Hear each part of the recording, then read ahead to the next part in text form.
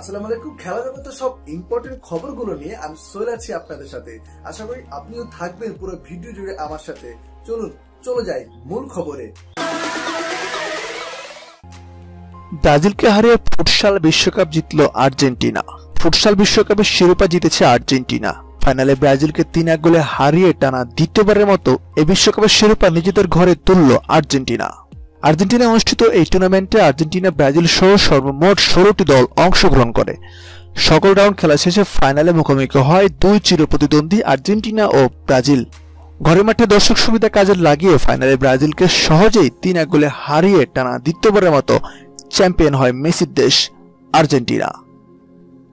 খেলা জগতের সর্বশেষ খবর সবার আগে পেতে আমাদের চ্যানেলটি সাবস্ক্রাইব করে পাশে থাকা বেল আইকনটি বাজিয়ে দিন। ধন্যবাদ।